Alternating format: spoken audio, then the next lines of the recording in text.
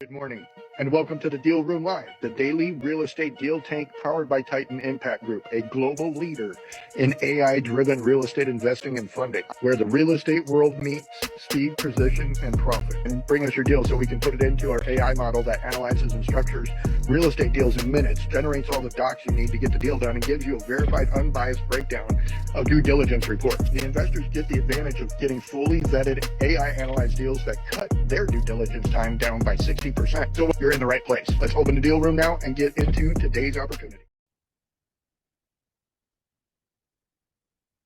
Good morning. How are you? I'm good. How about you? Good. Trying to get all the things set up. Definitely a challenge doing it all on my own. This production is an obscene amount of work. What production? Just getting all the cameras and computers and everything set up. Gotcha. It's Recording in progress. computers. Okay. Can you hear me? Can you hear me from the other computer? Sorry, I went to go close my door. Yes, I can hear you. Awesome sauce. Thank you. Okay. So many things going on. How's school going? It's going good. I have 4 entrepreneurship classes that I'm taking. Oh, wow. We get to work directly with businesses. Oh, So wow. that's Awesome. pretty exciting. Yeah. That's very, very cool that they have you working with actual businesses and business owners. Yes, and actually, when you come down for the networking finale celebration event thingy, Yeah. there's going to be a professor there who is the head of the entrepreneurial marketing division, and they offer an opportunity for business owners such as yourself to be a part of this program where you get 5 entrepreneurship students and a mentor working together on any marketing obstacles or goals that you have. So I feel like that would be pretty cool. I wish I could connect you guys earlier so that a team could help you with this event, but they already started their semester. That's super cool. Yes, I'm very interested for sure. Okay, then I'll definitely introduce you guys because last semester I took his class and I was working with a restaurant, like painting the walls, discussing the menu design, hosting events. It's really cool. That's incredible. I love this. Okay, Laura, I'm promoting co-host. Fantastic. Thank you. Sorry, back-to-back calls already this morning, which is barely 8 o'clock. Yep. Jesus. I've been going since 4:30 this morning. Kyle. Who's Kyle? 4:30? Yeah, there's a whole other thing that I'm really excited about that I've been digging into that I'm really excited to be bringing online to bring to all of you to generate the cash flow to turn around and be able to buy the assets that provide the passive income and all of that. So I'm like full on immersed More. right now, so to speak. Oh my gosh. More. Yeah, there's only so many hours in a day to get all the things done, so I gotta get up at, Make your clone work on it. and then I'm going until like 9-10 at night where I can't even keep my eyes open. So You get your clone to work on it? right. So this is where having you come in, Katya, to assist in taking some of this workload off of me, and it just keeps piling up more and more, and it's getting pretty overwhelming. I can definitely jump in. Yeah, because We're stuck with and going through. significant amount of anxiety around all this. Anyway, okay. I know today is an industrial day, but I brought an industrial deal and a commercial deal. Is that okay? Honey, you can bring any deal into all days. Is that okay? No, No, it's not okay. I can hold. we had initially outlined that just to give people like ideas of the different deals that can be done, but we don't, if you haven't figured out, like we don't have a clear agenda ever. It's like shows up and whatever is needed, like let's do that because it's money doesn't wait for deals, and deals are, when good deals are there, we need to jump on them immediately. Awesome. That's so cool. Okay. I guess we're not doing know where Tommy is. So apparently he's not showing up today. He's here, but muted. It looks like he's talking to somebody else. Are you talking to us or did you mute intentionally? Again, too many freaking electronics. Needs production team. So you said that you brought a deal, Katya? Yes, I just sent it into the chat, or I can read you the address. I'd love for you to share your screen and let's have you actually go through this because you've seen us do it a number of times. And now I'd like to, this is the muscle memory for you. So Okay. go ahead and share your screen and pull up, we're going to go into ChatGPT and pull up the Deal Hunter by LandShark Custom Yes. GPT. So I'll do it in a sec. Hold on. I need to delete. I have like a gajillion tabs. Oh, that never happens for any of us. Wait, what? So you guys can't judge my tab amount. Oh, honey, you're in good company. I'm sure we could crush your tab amount. That's true. That's a good point. I have about 6 different Gmail accounts currently open with anywhere from, mine is so crazy. The reason I have a 49-inch monitor with all my screens and multiple tabs on each screen. Oh my God. I'm pretty close to it across 3 monitors. I got 2 32s and a 27 and an iPad and an iMac and a Oh gosh. So you're not alone. Okay. So okay, do you see it? Yep. Okay, so I put in. Yep. So this is what I found, and this isn't hold on, where is it? Oh, right here. It's just something that I found that stood out to me. So I just want to learn. So this is in Arizona. Okay. And it's, again, I don't know anything. So you guys need to tell me. I'm very familiar with this. Yep. Okay. So then there's this property right here. Okay. And it says industrial and it also says opportunity zone. And so I heard you guys say opportunity zone. So I was like, okay, let's explore this. Yes. So the Deal Hunter said this is development territory, which excites me. I like the whole process of development. I understand it's not a beginner deal. Let's see. But you have some who's that aren't beginners. Can you say that again, Katya? You said this isn't a what? Beginner deal. What is a beginner deal? Like I mean, you played cash flow. Is this a small deal or a big deal? It's a big deal. Why is it a big deal? Is it cash flowing? Well, I didn't actually play cash flow yet, so I can't tell you 100%. Oh. But so I don't know, but that's why we're exploring. Yeah, no, absolutely. So again, mindset being everything. If you think an elephant's too big to eat, you're trying to eat the whole thing at once, right? Yes. Yeah. So when you put it through Deal Hunter, what'd you find out? Let's see what you found out. Let's see. So I2 industrial zoning, what I learned is that's like warehouses, industrial storage, and you have the opportunity to rezone it, but how difficult is it to rezone and when is that an important option? That's a question that I have. But so the question is, who knows how to rezone and then have the conversation with them, right? Okay. Because for somebody, if you're asking how difficult it is, you're asking the wrong question because for somebody who knows how to do it, it's not difficult for them. So it's not a difficulty question, which is why we ask you not how. Answer the question, but it is difficult to do this because you'll ask it here in a minute. Go ahead and go through this real quick. Okay. So let's see. What size developer buys this? It's a 200 plus unit apartment play, institutional industrial warehouse deal, 10 to 30 million total project size. It's about 5.87 acres, which is 255,000 square feet. It could be a rezoned multifamily with 230 possible units. That would be 40 million in development territory. Let's see why this listing exists. Opportunity zone funds, mid-sized developers. This is capital stack heavy. Let's see. So then it gives you the zoning. The reason it keeps jumping back into the current capital is because I kind of let it know my current situation. So that's why it keeps jumping back. That's why it's saying it's not a beginner deal. Yeah. Right, exactly. So this is again the mindset. So and it actually, I love, okay, so I love the difference of how Deal Hunter operates with different people, right? Uh-huh. I designed it. When I talk to it, it actually operates under a little bit different pattern than what yours is doing right now. Yeah.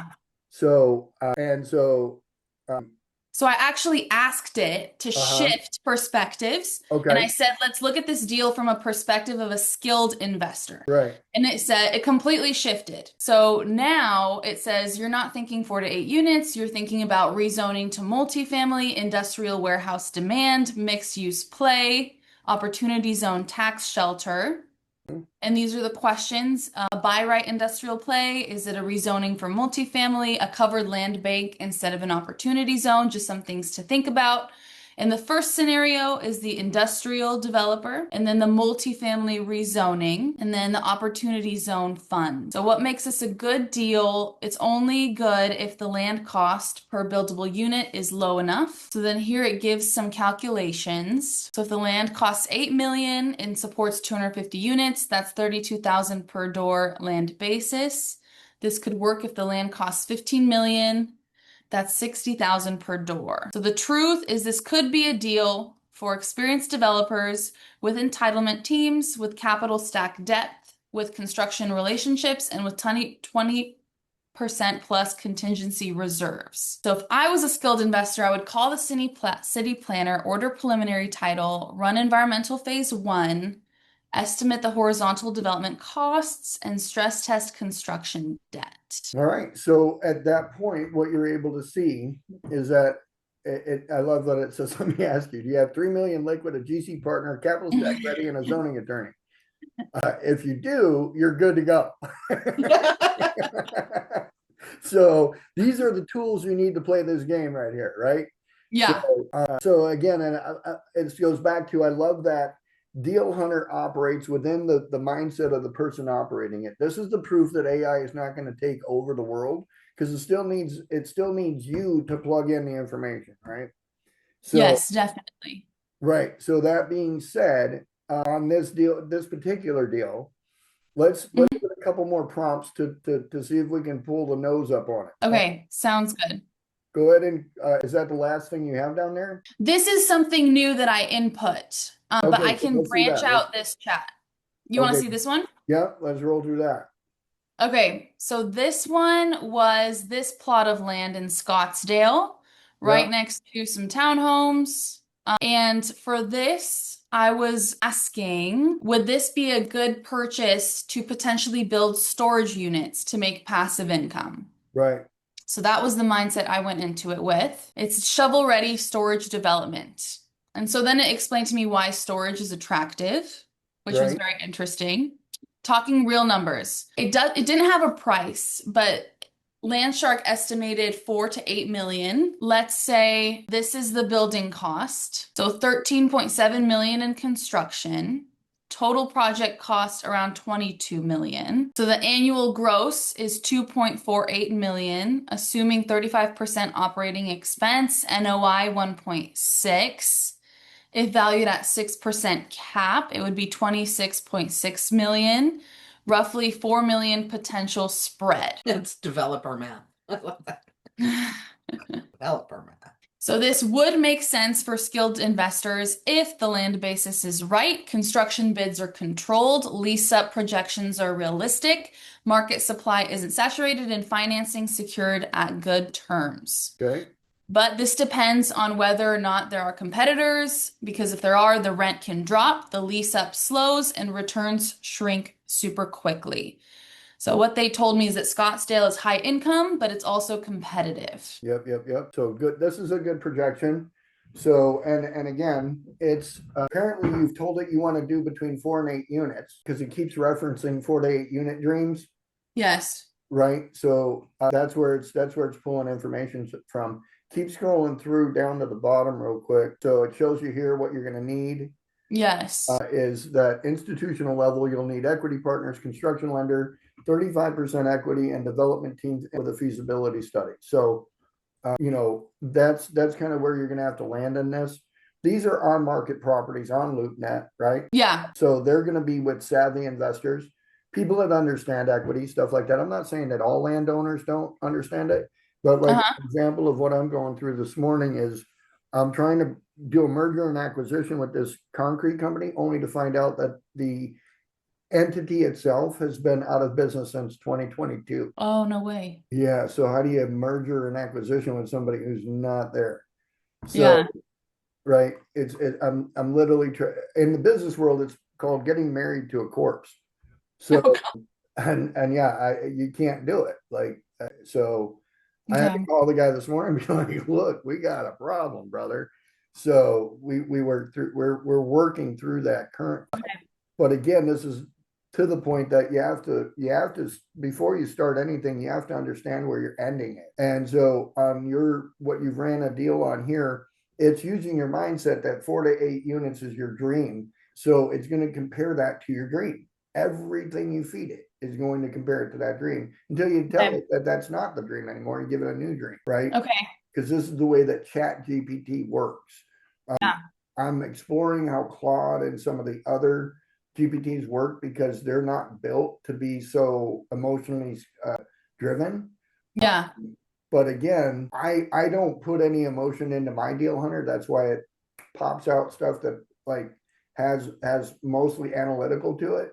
Yeah. Well, when you're using Deal Hunter, it's going to relate to what you put into it. You said you want to have this and you like this. And so have you already done your 125 question investor survey yet? No, I haven't. My suggestion is get that survey done and then get the results over to me. And then when you get the results over to me, I'll build it out so that you can actually take your results, put it back into your GPT, into kind of like your Rosetta Stone, and will be the knowledge base that it pulls from all the time. So do I take the 250 investor questionnaire through the LandShark? It's 125 questions. If you go to GPT, you're the one sharing the screen right now, right? Yeah. Go over to GPT for me, Katya. Okay. Nope, GPT's right there.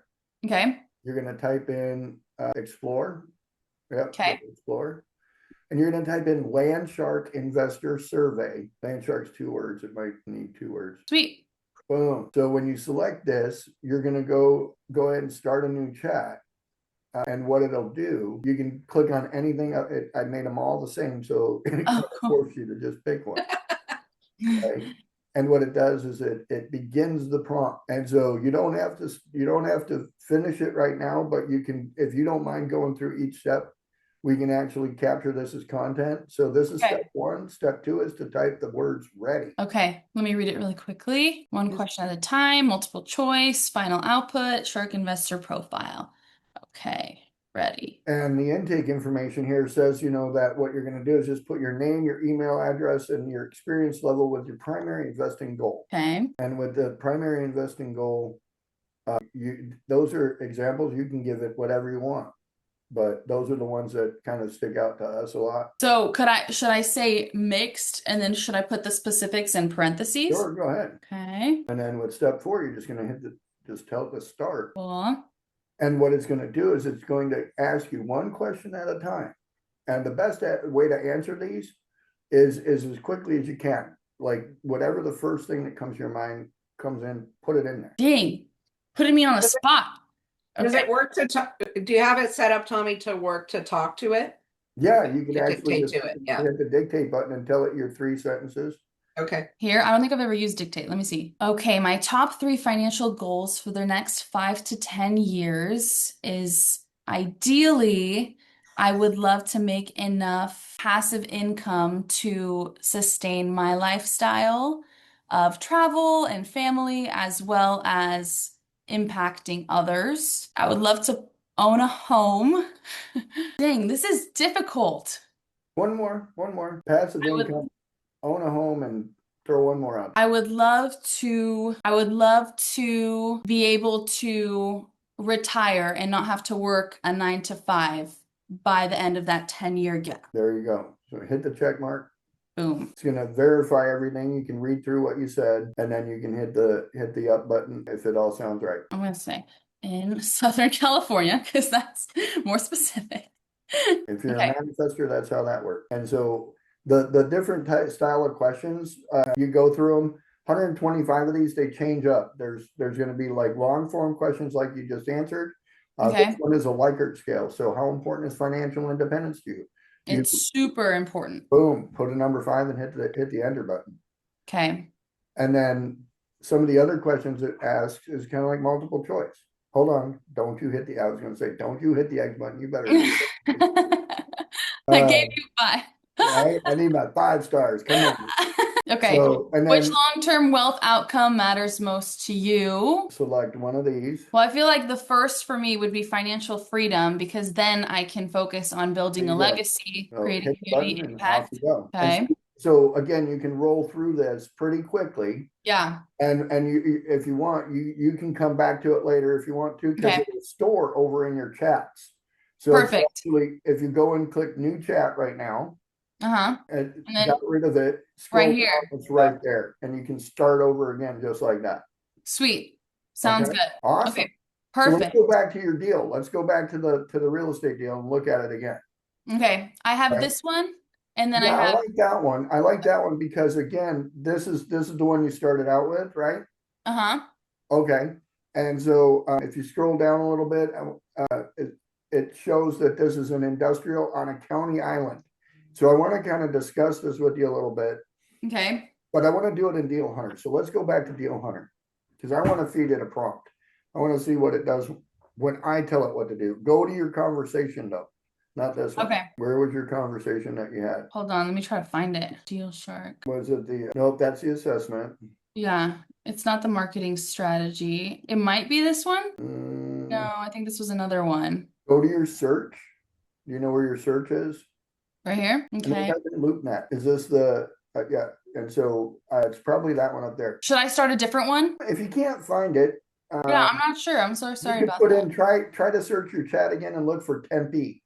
Because Tempe was in there, TEMPE. Yeah, see what comes up. Is that not the, is that where you had that chat going? Oh, yes, it is. Because then I was asking definitions. Got it. Okay. There's a long conversation.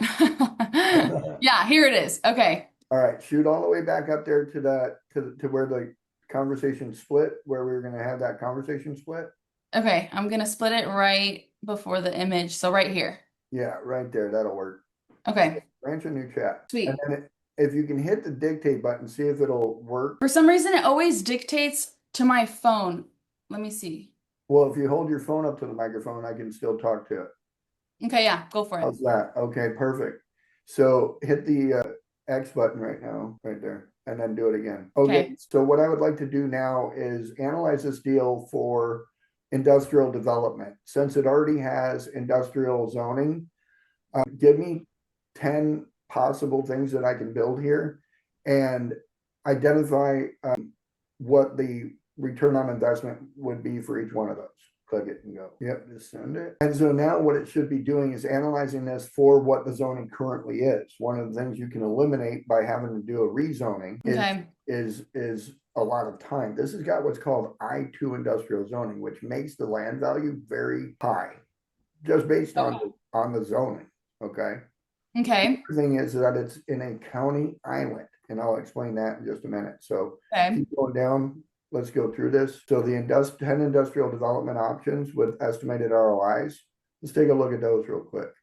Okay. Build 120,000 square foot. Total project's 20 million. Rents expected to be about there. ROI 58%. Nice. Okay. Last mile logistics warehouse. Do you know what a last mile is? I have no idea what a last mile is. So they ship stuff from California to FedEx. FedEx sends it to a smaller warehouse. That smaller warehouse then takes it from that smaller warehouse out to the consumer.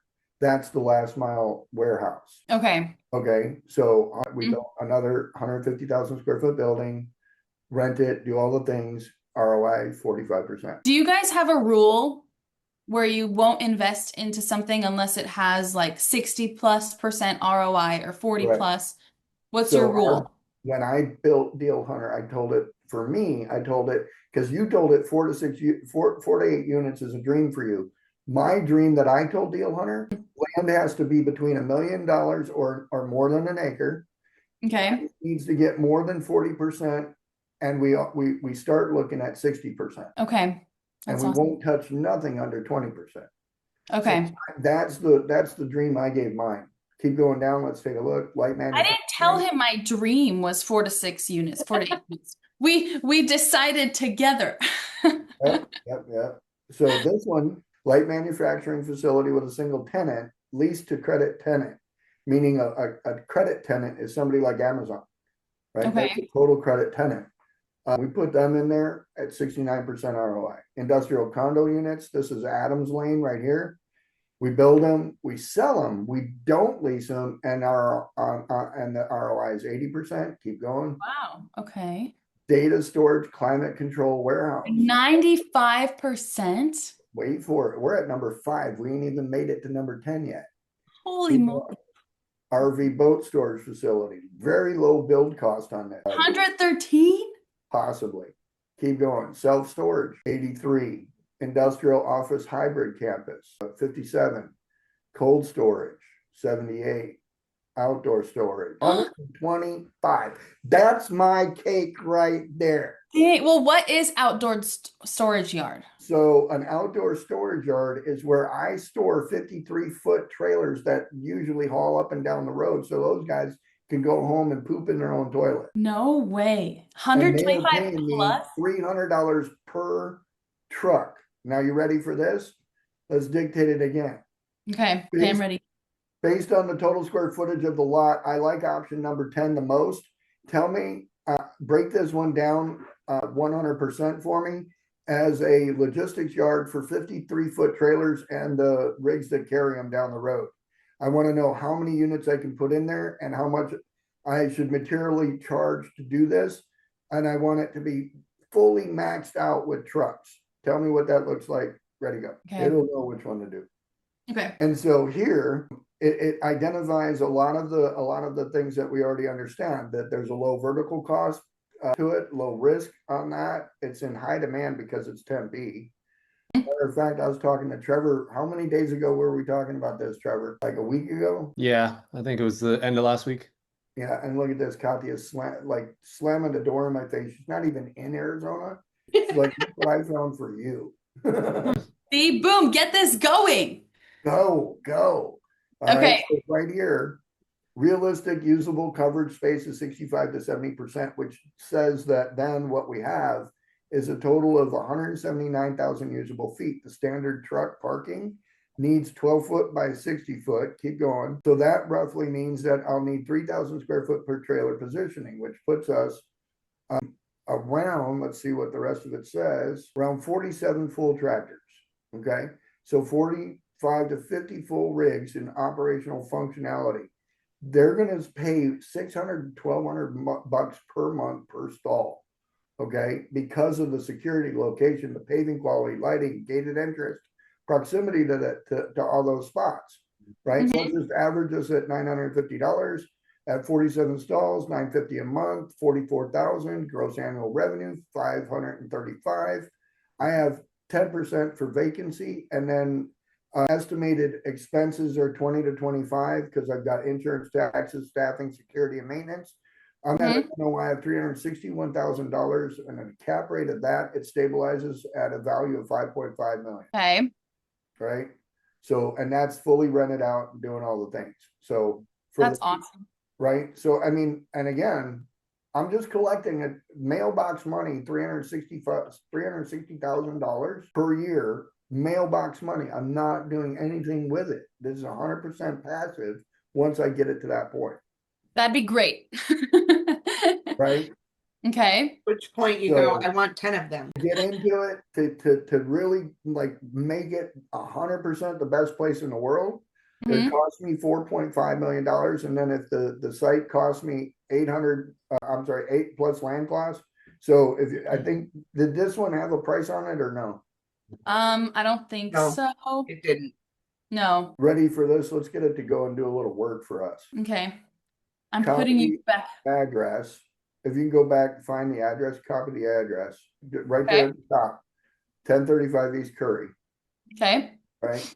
Bring it in there, drop it in there, and then give it to dictate. I need you to scrape every site out there for this address and tell me what the last price it sold at was, and tell me if it's been listed at any time in the last 5 years and how much it was listed for. Ready, go. And so I'm going to talk to it like a realtor. Like I now I need it to act like a title agent, right? Okay. I So- don't have live web streaming. Okay. Okay, I'm not gonna let it tell me to do the work. I'm gonna tell it to do the work. So let's see what it did. Okay. Keep going. It's telling me all the steps, but I want it to do the work, right? Okay. So again, it's just guiding you on what to do. Now I'm gonna tell it to do the work. Okay. I appreciate all the steps you've provided me. Now I need you to do the work and go find where it's listed. Use all the listing sites we've put into the knowledge base here. And use any information you can find on the internet, including public access websites. Okay. That's a bunch of hockey puck pooey. Do you want to see if you do it on your end, if it'll? Yeah, give me the address. Let me see if I can get it to do it on mine. Okay, I'll put it in the chat. Or would you rather I read it to you? 1035 East Curry Road and 1050 East Gilbert Drive. Keep that right there for a minute. Let me go through this. While you're looking at that, the other part of this is the county island. Let's go back to your GPT, and I wanted to explain to you what the county island aspect means. And so this particular lot is not located in the city limits of Tempe, and why that matters is right here. The county controls it. Zoning, building permits, development standards, impact fees, annexation, everything is all based on the county. Now, we can get the city to annex it into the city after we build it, Okay. right? Which then we can go in and negotiate tax incentives by doing that, Okay. right? That's awesome. Yeah. Yeah. Super cool stuff with this. So, Yeah, that's so exciting. Okay. right. We have city access to stuff like we have city police, fire services, water, garbage, all that, but we're not paying city taxes. Now, the city can annex into the city to get zoning changes done and density increases and stuff, but the value will jump exponentially as well. Okay. Okay.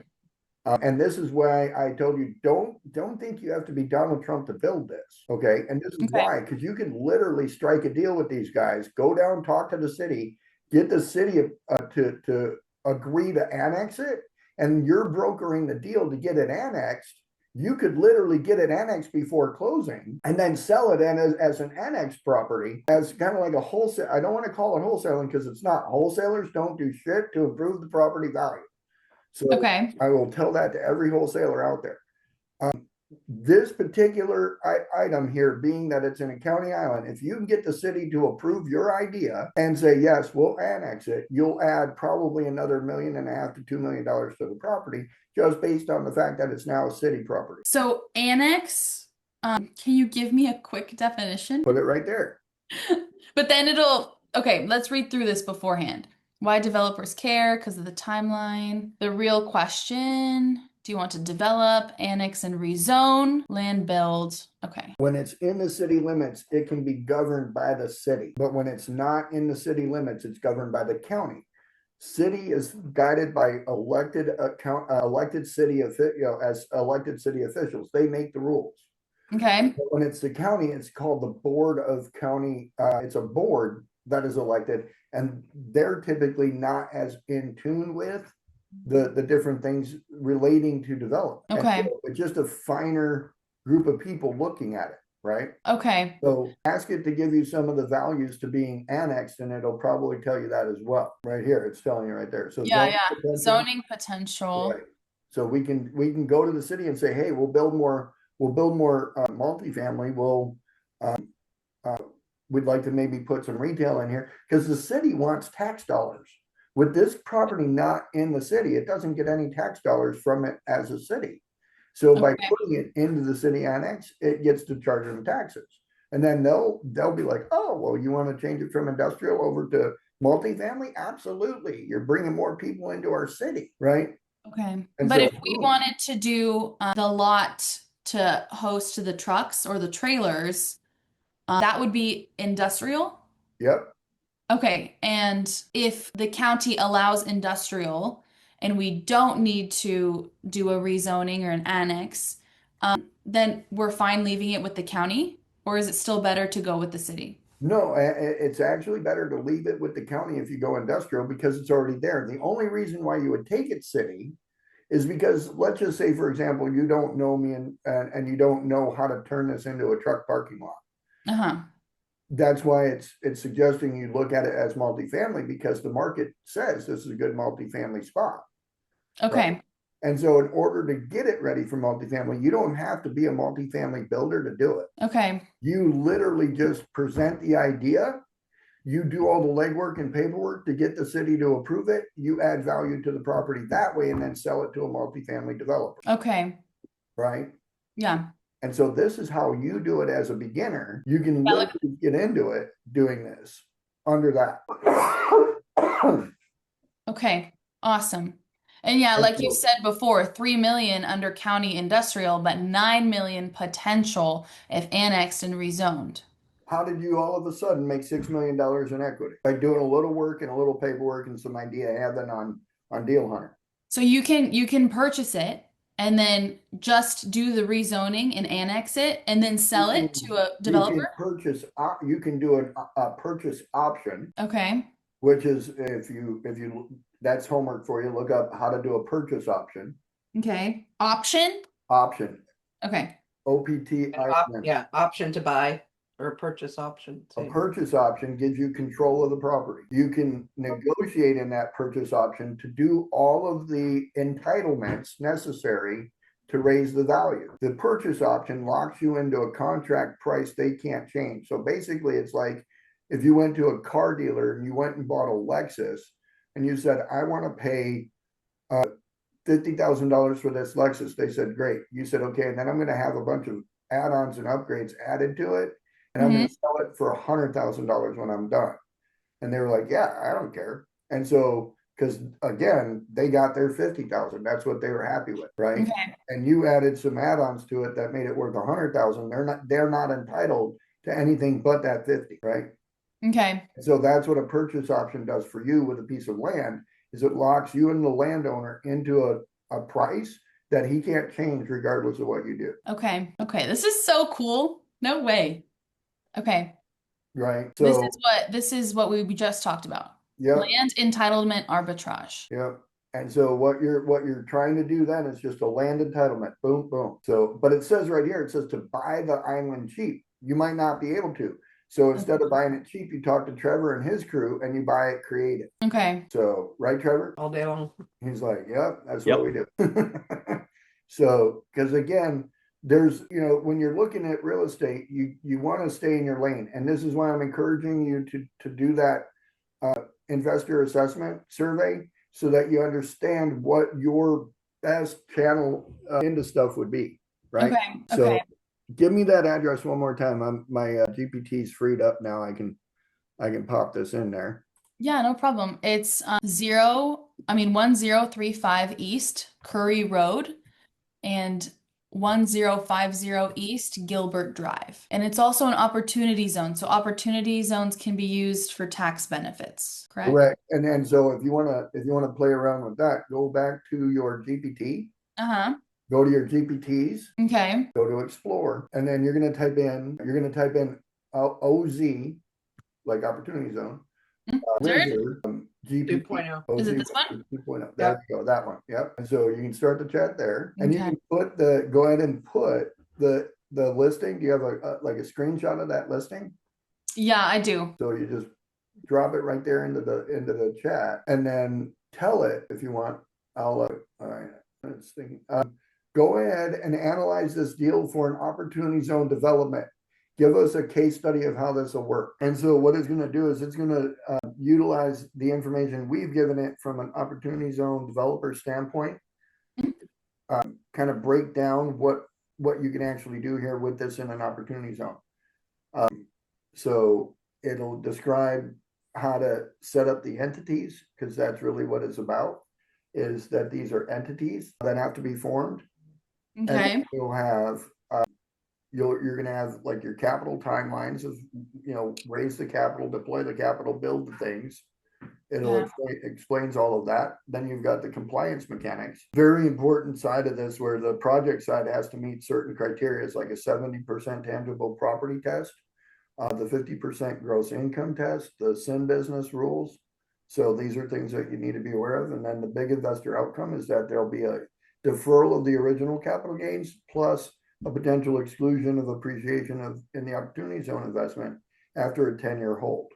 So it builds a case study for you now.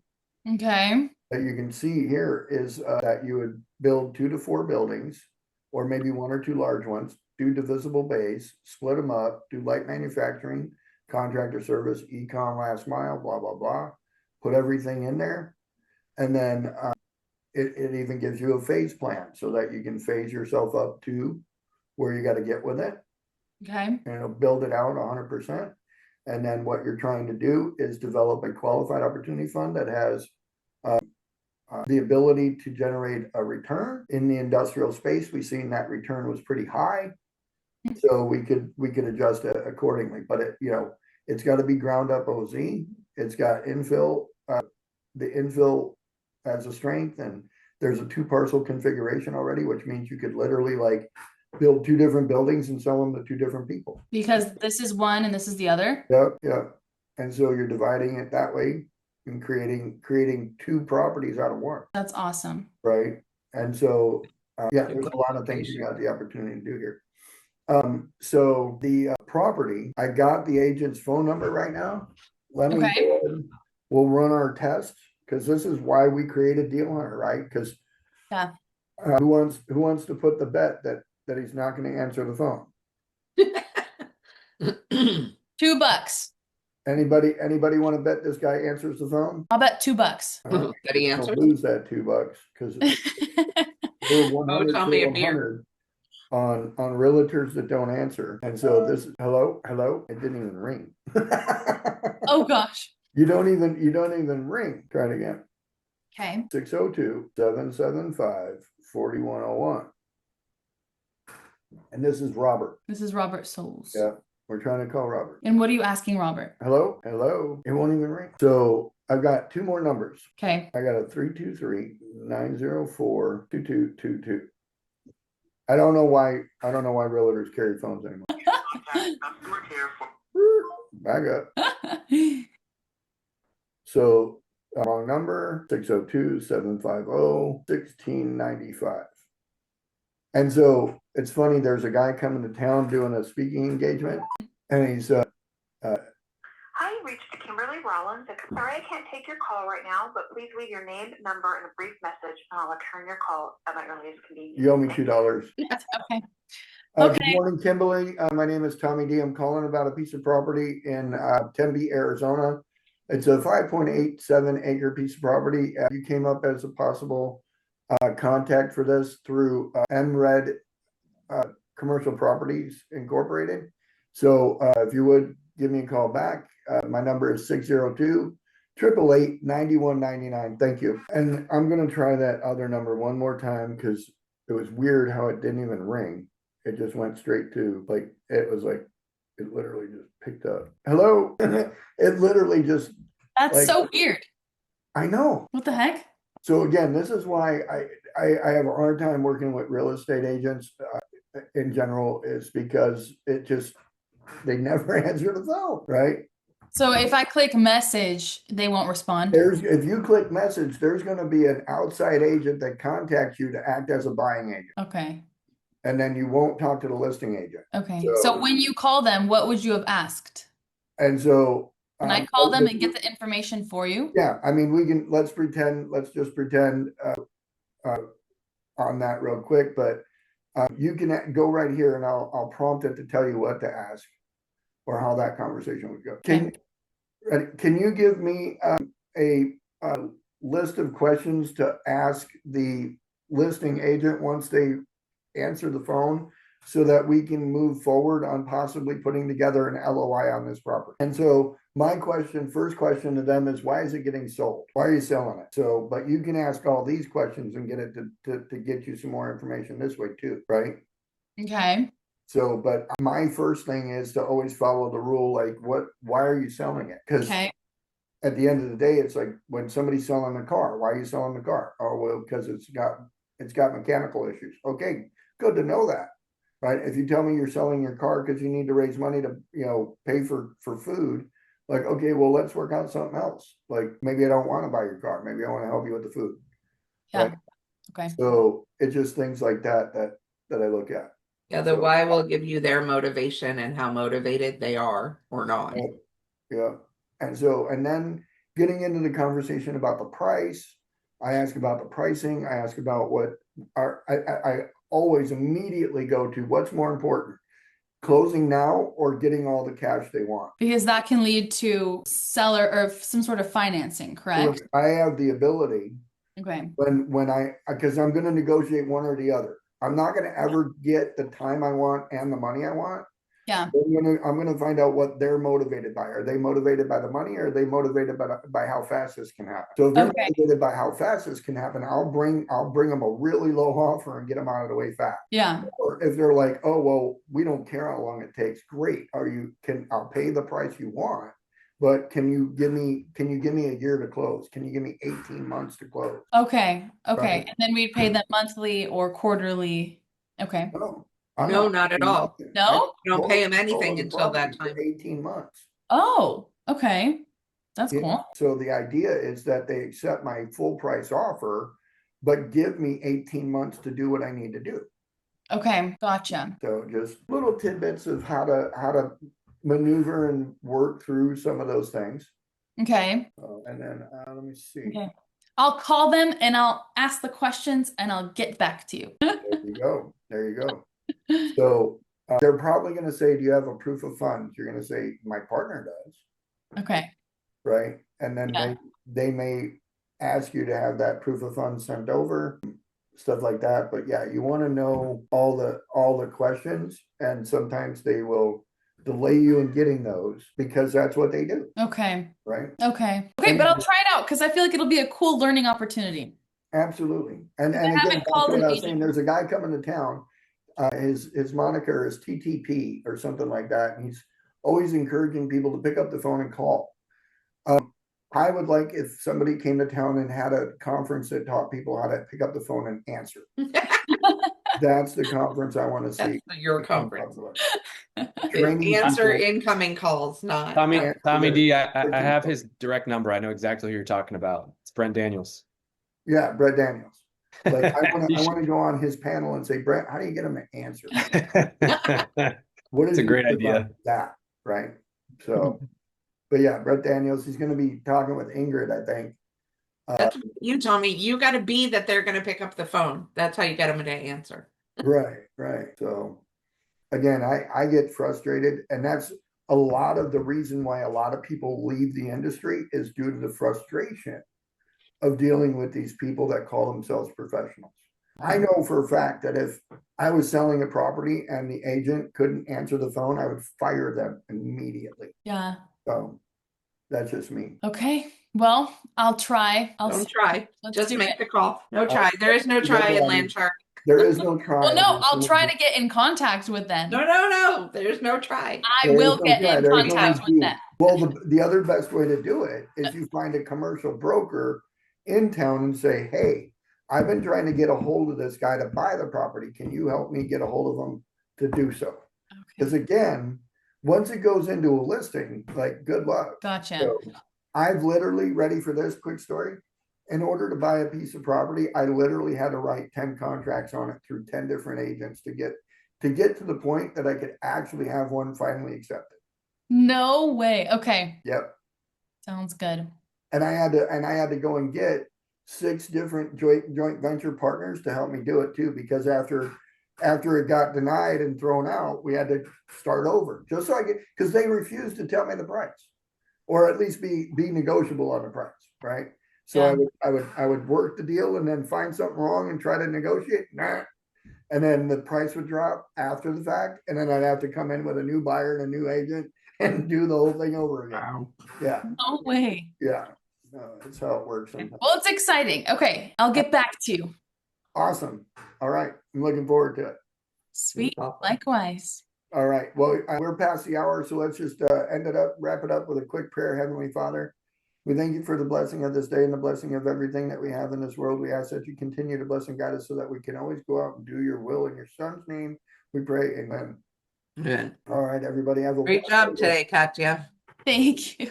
Have a great rest of your day, guys. You guys too. And Trevor, we'll catch up after this call, correct? Bye, guys.